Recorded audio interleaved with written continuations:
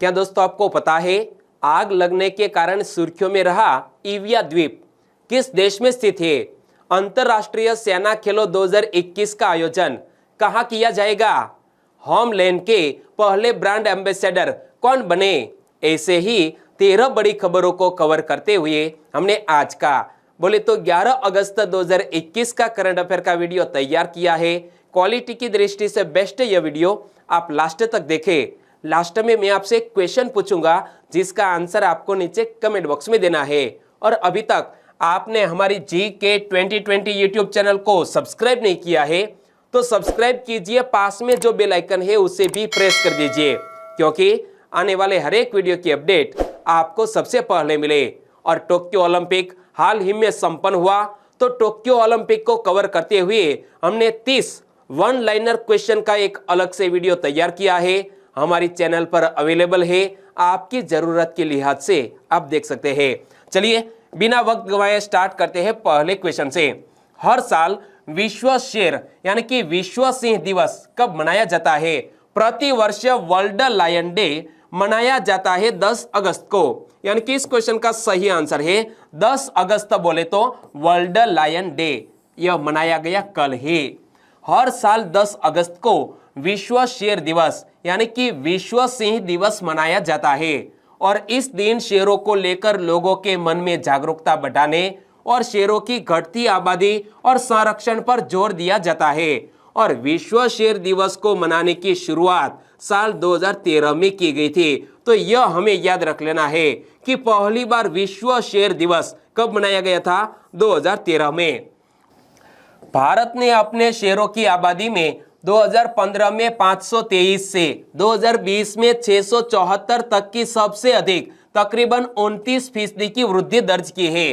तो यह हमारे भारत देश के लिए खुशखबरी है कि 2015 में शेरों की आबादी थी 523, 2020 में शेरों की आबादी हो गई है 674, तकरीबन 29% की वृद्धि दर्ज की गई है। और यहाँ 2021 की बात करें तो गुजरात के फॉरेस्ट डिपार्टमेंट के द्वारा यह मालूम हुआ है कि वर्तमान में गुजरात में 700 प्लस शेर है। कितने? 700 प्लस।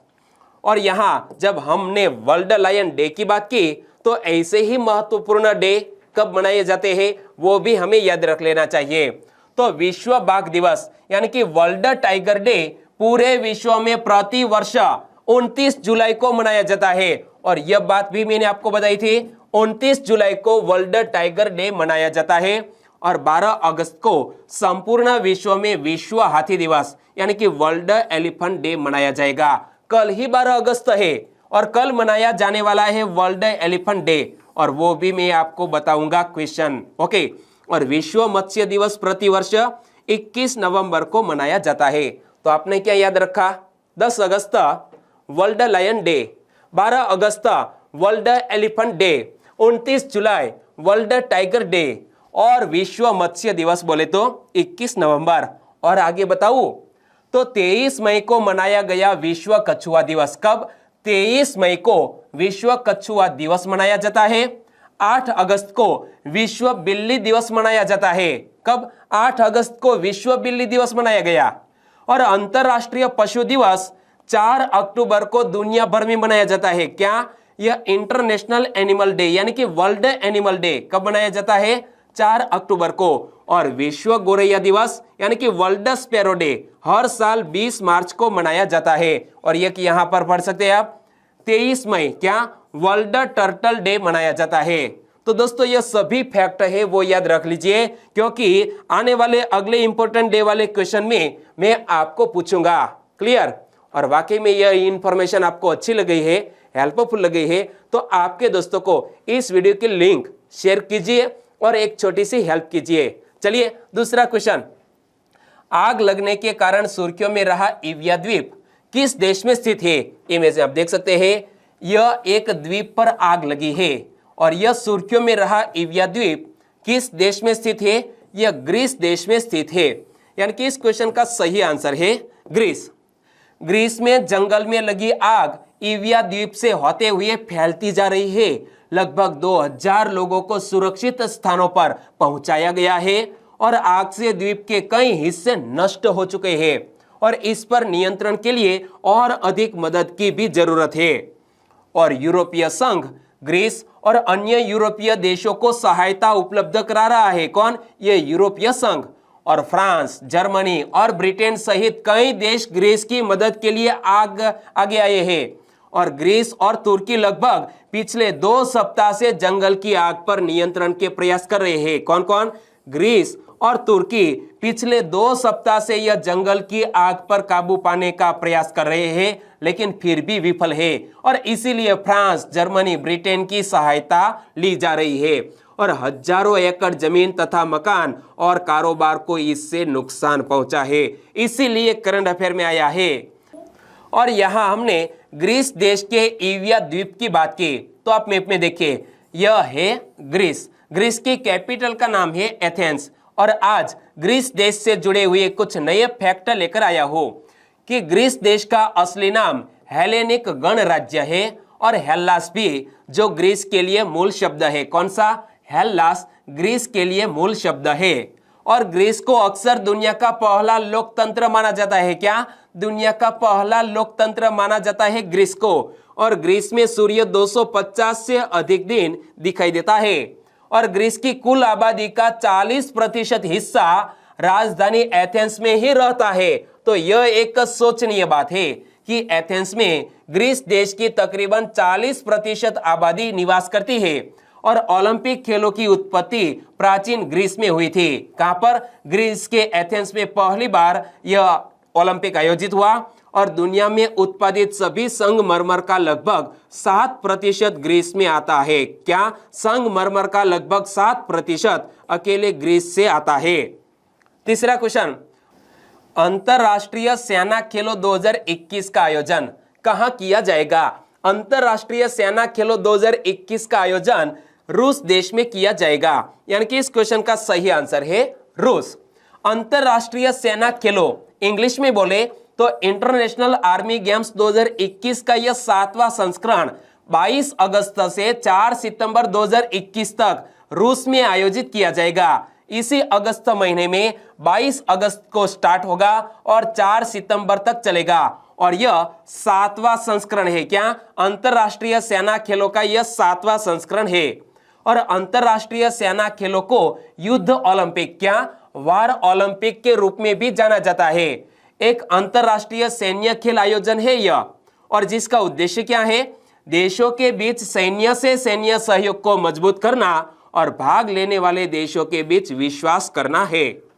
और 42 देशों की 280 से अधिक टीमें अपने युद्ध कौशल, व्यावसायिकता और जीतने के दृढ़ संकल्प को दिखाने के लिए खेलों में प्रतिस्पर्धा करेंगे। कितने? 280 टीमें शामिल है यह गेम्स में। और भारतीय सेना के 101 सदस्य अंतरराष्ट्रीय सेना खेलों में भाग लेंगे, जो 2015 से रूसी रक्षा मंत्रालय द्वारा प्रत्येक वर्ष आयोजन किया जाता है। तो यह रूसी रक्षा मंत्रालय के द्वारा यह गेम्स का आयोजन किया जाता है। कब से? 2015 से। और रूस की यहां बात आई तो रूस की बेसिक इंफॉर्मेशन कई बार बताई। आज हम रूस की बैकल झील की बात करते हैं। इमेज आप देख सकते हैं, यह है रूस की बैकल झील। रूस की बैकल झील को दुनिया की सबसे गहरी झील माना जाता है। क्या? दुनिया की सबसे गहरी झील है यह बैकल झील। और बैकाल झील, जिसे हम लेक बैकाल भी कह सकते हैं, तो यह लेक बैकाल दुनिया की सबसे बड़े मीठे पानी की झील है। और इसमें दुनिया का लगभग 20% सबसे अधिक ताजा पानी भी है। तो यह कुछ नए फैक्ट आपको कैसे लगे? अच्छे लगे तो चैनल को लाइक कीजिए। चौथा क्वेश्चन, होमलैंड के पहले ब्रांड एम्बेसडर कौन बने? होमलैंड के पहले ब्रांड एम्बेसडर हमारे भारतीय क्रिकेट टीम के पूर्व कप्तान महेंद्र सिंह धोनी बने। यानी कि इस क्वेश्चन का सही आंसर है Mahendra Singh Dhoni. Home interior brand homeland ने महेंद्र सिंह धोनी के साथ इक्विटी पार्टनर और ब्रांड एम्बेसडर के रूप में 3 साल की रणनीतिक साझेदारी की है। कितने? 3 साल की रणनीतिक साझेदारी की है। और साझेदारी के हिस्से के रूप में धोनी होमलैंड में इक्विटी के मालिक होंगे और कंपनी के पहले ब्रांड एम्बेसडर भी होंगे। और आगामी क्रिकेट और त्योहारी सीजन के साथ होमलैंड और एमएस धोनी संयुक्त रूप से एक नए अभियान पर काम कर रहे हैं, जो नए आईपीएल सीजन के दौरान जारी किया जाएगा। इमेज में पढ़ सकते हैं, MS Dhoni invest in homeland, यानी कि MS धोनी ने होमलैंड में इन्वेस्ट किया है। पांचवा क्वेश्चन, हाल ही में अनुपम श्याम का निधन हो गया, वे कौन थे? इमेज आप देख सकते हैं अनुपम श्याम को। क्या यह चेहरा आपको जाना पहचाना लग रहा है? फिल्मों में देखा था, बिल्कुल सही पकड़े। यह अनुपम श्याम एक जाने माने अभिनेता थे, यानी कि इस क्वेश्चन का सही आंसर है ऑप्शन बी, अभिनेता। दिग्गज अभिनेता अनुपम श्याम का निधन हो गया है। अभिनेता को टीवी शो मन की आवाज, प्रतिज्ञा और स्लम डॉग मिलियनेयर और बैंडिट क्वीन जैसी फिल्मों में उनके काम के लिए जाना जाता था और अपने लगभग 3 दशक लंबे करियर में अनुपम श्याम ने सत्या, दिल से, लगान, हजारों ख्वाहिशें ऐसी जैसी फिल्मों में अभिनय किया है। क्या? हजारों ख्वाहिशें ऐसी। लेकिन हमारी सिर्फ एक ही ख्वाहिश है। क्या ख्वाहिश है? कि हमें गवर्नमेंट जॉब मिल जाए, लेकिन मेहनत करनी पड़ेगी। हम बात करते हैं यह जाने माने अभिनेता अनुपम श्याम की। तो टीवी शो मन की आवाज, प्रतिज्ञा पर ठाकुर सज्जन सिंह, क्या अनुपम श्याम ने एक किरदार निभाया था यह सीरियल में, मन की आवाज प्रतिज्ञा में ठाकुर सज्जन सिंह का, और ठाकुर सज्जन सिंह के रूप में अपनी भूमिका के लिए आलोचनात्मक प्रशंसा प्राप्त की, जो 2009 में स्टार प्लस पर प्रसारित हुई थी। छठा क्वेश्चन, 127वें संविधान संशोधन विधेयक 2021 का संबंध निम्न में से किससे है? हाल ही में लोकसभा में 127वां संविधान संशोधन विधेयक पारित किया गया, जिसका संबंध है राज्यों और केंद्र शासित प्रदेशों द्वारा अन्य पिछड़ा वर्गों की अपनी सूची बनाने का अधिकार, यानी कि राज्यों और केंद्र शासित प्रदेशों को भी अन्य पिछड़ा वर्गों की सूची बनाने का अधिकार प्रोवाइड किया गया है इसी संशोधन के तहत। ओके, इसीलिए करंट अफेयर में आया है। 127वां संविधान संशोधन विधेयक 2021 लोकसभा में पेश किया गया। इसमें राज्यों और केंद्र शासित प्रदेशों द्वारा अन्य पिछड़ा वर्गों की अपनी सूची बनाने का अधिकार बहाल करने का प्रावधान किया गया है। सामाजिक न्याय मंत्री कौन है? डॉक्टर वीरेंद्र कुमार। इमेज में आप देख सकते हैं डॉक्टर वीरेंद्र कुमार ने सदन में विधेयक पेश करते हुए कहा कि विपक्ष शासित राज्यों के मुख्यमंत्रियों ने भी इस कानून की मांग की है और लोकसभा में जो विपक्ष था उन्होंने भी यह संविधान संशोधन को समर्थन दिया है। सातवां क्वेश्चन, संयुक्त राष्ट्र सुरक्षा परिषद में खुली चर्चा का विषय क्या था? हाल ही में संयुक्त राष्ट्र सुरक्षा परिषद में खुली चर्चा की अध्यक्षता हमारे देश के प्रधानमंत्री श्री नरेंद्र भाई मोदी जी ने की, लेकिन यह खुली चर्चा का विषय क्या था? समुद्री सुरक्षा बढ़ाना अंतरराष्ट्रीय सहयोग के लिए महत्वपूर्ण, यानी कि इस क्वेश्चन का सही आंसर है ऑप्शन सी, समुद्री सुरक्षा बढ़ाना अंतरराष्ट्रीय सहयोग के लिए महत्वपूर्ण। और समुद्री सुरक्षा को लेकर जब चीन अतिक्रमण कर रहा है तो यह जो विषय रखा गया वो काफी सार्थक है। भारत के प्रधानमंत्री ने पहली बार संयुक्त राष्ट्र सुरक्षा परिषद की खुली चर्चा की अध्यक्षता की और ऐसा करने वाले हमारे देश के पहले प्रधानमंत्री भी बने। और इस खुली चर्चा का विषय समुद्री सुरक्षा बढ़ाना अंतरराष्ट्रीय सहयोग के लिए महत्वपूर्ण रखा गया। और प्रधानमंत्री श्री मोदी जी ने वीडियो कॉन्फ्रेंसिंग के माध्यम से संयुक्त राष्ट्र सुरक्षा परिषद में खुली चर्चा की अध्यक्षता करते हुए कहा कि इस साझा विरासत को आज कई चुनौतियों का सामना करना पड़ रहा है, क्योंकि समुद्री मार्गों का इस्तेमाल डकैती और आतंकवाद के लिए भी किया जा रहा है। क्या हमारे प्रधानमंत्री का जो यह स्टेटमेंट है वो दोस्तों एक सोचनीय है कि समुद्री मार्गों का इस्तेमाल डकैती और आतंकवाद के लिए भी किया जा रहा है। आठवां क्वेश्चन, संयुक्त राष्ट्र सुरक्षा परिषद में एक समुद्री सुरक्षा एजेंसी बनाने का सुझाव किसने दिया है? दोस्तों, हाल ही में संयुक्त राष्ट्र सुरक्षा परिषद जिसकी अध्यक्षता हमारे भारत देश के प्रधानमंत्री श्री ने की, लेकिन एक समुद्री सुरक्षा एजेंसी बनाने का सुझाव दिया है रूस के राष्ट्रपति व्लादिमीर पुतिन ने, यानी कि इस क्वेश्चन का सही आंसर है व्लादिमीर पुतिन। इमेज में आप देख सकते हैं। और यह सुझाव क्यों दिया तो देखो, रूस के राष्ट्रपति व्लादिमीर पुतिन ने समुद्री अपराधों, समुद्री डकैतियों और समुद्री आतंकवाद से निपटने के लिए संयुक्त राष्ट्र सुरक्षा परिषद में एक समुद्री सुरक्षा एजेंसी बनाने का सुझाव दिया। इसीलिए करंट अफेयर में आए हैं व्लादिमीर पुतिन। और श्री व्लादिमीर पुतिन ने कहा कि रूस फारस की खाड़ी और अटलांटिक महासागर में समुद्री सुरक्षा सुनिश्चित करेगा, जहां समुद्री डकैतियों और बंधक बनाने संबंधी घटनाएं काफी बढ़ गई है। और उन्होंने कहा कि प्रस्तावित संस्था संयुक्त राष्ट्र के सदस्य देशों के सहयोग पर निर्भर करेगी। तो यह काफी महत्वपूर्ण सुझाव दिया है, वो हमें स्वीकार करना चाहिए और इसी तरह की एक एजेंसी की रचना भी कर लेनी चाहिए। नवा क्वेश्चन, टेस्ट क्रिकेट में तीसरे सबसे ज्यादा विकेट लेने वाले गेंदबाज कौन बने? टेस्ट क्रिकेट में तीसरे सबसे ज्यादा विकेट लेने वाले गेंदबाज जेम्स एंडरसन बने, यानी कि इस क्वेश्चन का सही आंसर है जेम्स एंडरसन। इमेज में आप देख सकते हैं जेम्स एंडरसन ने किसका रिकॉर्ड तोड़ा है? हमारे भारत के एक स्पिन गेंदबाज अनिल कुंबले का रिकॉर्ड तोड़ा है। जेम्स एंडरसन ने अनिल कुंबले के 619 टेस्ट विकेटों की संख्या को पीछे छोड़ते हुए टेस्ट क्रिकेट में तीसरे सबसे ज्यादा विकेट लेने वाले गेंदबाज बन गए। उन्होंने यह बड़ी उपलब्धि केएल राहुल को विकेटकीपर जॉस बटलर द्वारा आउट कराकर हासिल की, यानी कि गेंद फेंकी जेम्स एंडरसन ने, बल्लेबाजी करते थे केएल राहुल और कट हो गया और विकेट कीपर के हाथ में बॉल जा गिरा। किसके हाथ में जा गिरा? जॉस बटलर के हाथ में। और इसी तरह जेम्स एंडरसन ने अपना एक नया कीर्तिमान स्थापित किया और जेम्स एंडरसन के मौजूदा विकेटों की संख्या 163 टेस्ट में 621 है। कितनी? 621। जबकि हमारे भारत देश के अनिल कुंबले की कितनी? 619 और जेम्स एंडरसन की 621। तो एंडरसन वर्तमान में तेज गेंदबाजों में सबसे ज्यादा विकेट लेने वाले गेंदबाज है और 600 के क्लब में एकमात्र तेज गेंदबाज हो वो है जेम्स एंडरसन। तो यह भी याद रख लीजिए। 10वां क्वेश्चन, जलवायु परिवर्तन 2021 भौतिक विज्ञान नामक एक आकलन रिपोर्ट किसने जारी किया? हाल ही में जलवायु परिवर्तन 2021 भौतिक विज्ञान नामक एक आकलन रिपोर्ट जारी किया है आईपीसीसी ने, यानी कि इस क्वेश्चन का सही आंसर है आईपीसीसी। लेकिन आईपीसीसी का पूर्ण स्वरूप क्या होता है?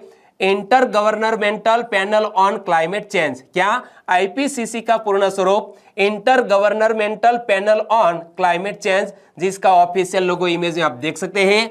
और जलवायु परिवर्तन 2021 भौतिक विज्ञान आकलन रिपोर्ट को जलवायु परिवर्तन पर अंतर सरकारी समिति यानी कि आईपीसीसी ने जारी किया और यह रिपोर्ट विकसित देशों से तुरंत कार्बन उत्सर्जन में कटौती करने का आह्वान भी करती है। और आईपीसीसी की रिपोर्ट में बताया गया है कि मानसून की वर्षा और तेज हो सकती है और बढ़ते तापमान से मौसम में बड़े पैमाने पर परिवर्तन होंगे, जिनमें भीषण गर्मी और वर्षा भी शामिल है। और जलवायु परिवर्तन दक्षिण एशियाई मानसून को प्रभावित कर रहा है, यह बात इस रिपोर्ट में कही गई है।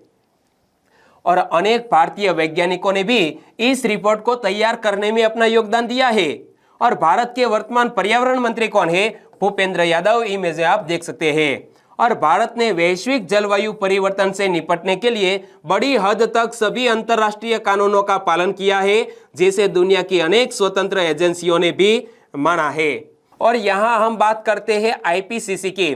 तो आईपीसीसी अंतर सरकारी वैज्ञानिक निकाय है और यह संयुक्त राष्ट्र का आधिकारिक पैनल है जो जलवायु में बदलाव और ग्रीन हाउस गैसों का ध्यान रखता है। और इस संस्था को 2007 में शांति नोबेल पुरस्कार से भी सम्मानित किया गया था। तो यह फैक्ट याद रख लो कि inter governmental panel on climate changes को 2007 में शांति का नोबेल पुरस्कार भी दिया गया था। 11वां क्वेश्चन, भारतीय रेल देश भर में कितने चुनिंदा रेलवे स्टेशनों पर हैंडलूम और खादी सामग्री की अस्थायी प्रदर्शनी सब बिक्री स्टॉल लगाएंगे? हमारे भारत देश की रेलवे तकरीबन 75 चुनिंदा रेलवे स्टेशनों पर हैंडलूम और खादी सामग्री की अस्थायी प्रदर्शनी सब बिक्री स्टॉल लगाएंगे, क्योंकि यह हम आजादी का जश्न मनाने जा रहे हैं, इसीलिए 75 रेलवे स्टेशनों को पसंद किया गया है। और भारतीय रेलवे द्वारा इस वर्ष 15 अगस्त से लेकर अगले वर्ष स्वतंत्रता दिवस तक आजादी का अमृत महोत्सव मनाया जाएगा।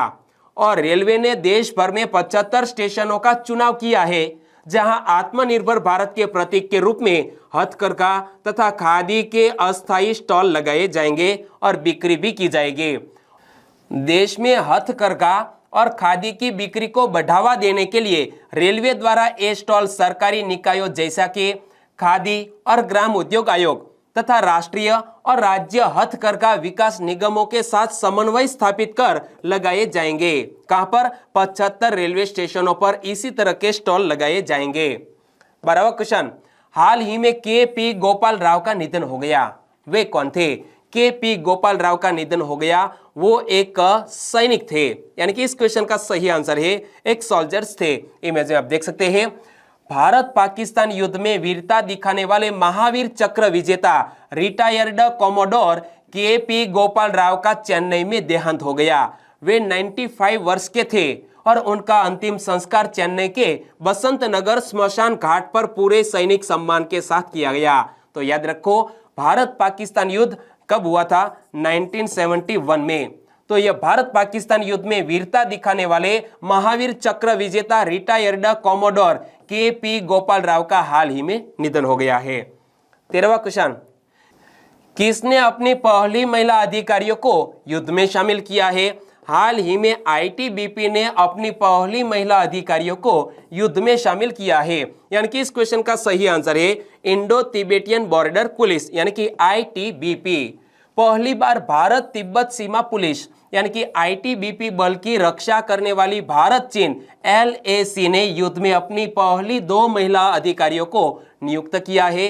2 महिला अधिकारी, एक का नाम है प्रकृति, दूसरी का नाम है दीक्षा। तो यह दोनों महिला अधिकारियों को आईटीबीपी बटालियन में कंपनी कमांडर के तौर पर तैनात किया गया है। तो सबसे पहले तो यह दोनों महिला अधिकारियों को सैल्यूट, प्रकृति और दीक्षा जी को। और अब तक आईटीबीपी में महिला अधिकारी चिकित्सा शाखा में सेवारत थी या शीर्षक क्षेत्रों में भारतीय पुलिस सेवा यानी कि इंडियन पुलिस सर्विस से प्रतिनियुक्ति यानी कि डेप्यूटेशन पर थी, और अब वो सेना में भी शामिल हो गई है। तो आईटीबीपी की स्थापना कब हुई? 24 अक्टूबर 1962 को। आईटीबीपी का मुख्यालय कहां पर स्थित है? नई दिल्ली में। और आईटीबीपी के डीजी कौन है? एसएस देसवाल। इमेज में आप देख सकते हैं आईटीबीपी के वर्तमान डीजी है। और अब बात करते हैं लास्ट वीडियो के क्वेश्चन के। लास्ट वीडियो में मैंने आपसे क्वेश्चन पूछा था, टोक्यो ओलंपिक में पदक तालिका में शीर्ष पर कौन रहा? टोक्यो ओलंपिक में पदक तालिका में टॉप पर रहा है यूनाइटेड स्टेट्स, तकरीबन 39 गोल्ड मेडल जीतकर वो इस पदक तालिका में टॉप पर रहा। चाइना रहा है दूसरे स्थान पर, 38 गोल्ड मेडल जीते, और सबसे अधिक गोल्ड मेडल यूनाइटेड स्टेट्स ने जीते हैं, कितने? 113। यानी कि इस क्वेश्चन का सही आंसर था ऑप्शन बी, अमेरिका। लगभग सभी दोस्तों ने बिल्कुल सही जिक्र किया है। इनमें से कुछ फ्रेंड के नाम लेना चाहूंगा, तो वो है कुरिया माधवी, मिहिर जुमसारिया, शैलेश आसल, लालाराम वर्मा, राकेश गामित, डिम्पल पटेल, धरती हेरभा, सुनीता बेन पटेल। इन सभी दोस्तों ने बिल्कुल सही जिक्र किया है अमेरिका। लीला कटारा, भरत ठाकुर, पार्थ पी, महेश सापरा, एसएम राठौड़, कपिल सिला, वसावा दिव्येश और चंद्रिका प्रवीण, इन सभी दोस्तों ने भी बिल्कुल सही आंसर दिया है। हमारे और भी सब्सक्राइबर फ्रेंड है, वो है जल्पा परमार, तोयता आलाभाई, निकुल रबारी, दीपक डांगोदरा, पटेल उर्वशी, स्टीफन प्रकाश और पायल बुरिया। सभी दोस्तों को बहुत बहुत धन्यवाद। और आज के वीडियो का क्वेश्चन ए रहा स्क्रीन पर, वर्तमान में राष्ट्रीय महिला आयोग की अध्यक्ष कौन है? वर्तमान में राष्ट्रीय महिला आयोग की अध्यक्ष कौन है? सही ऑप्शन आपने चुन लिया है तो आंसर दीजिए नीचे कमेंट बॉक्स में। और हाल ही में यह राष्ट्रीय महिला आयोग की अध्यक्ष सुर्खियों में क्यों रहे, इसका रीजन क्या है, वो भी मैंने आपको बताया था, याद है? तो नीचे कमेंट सेक्शन में लिखिए।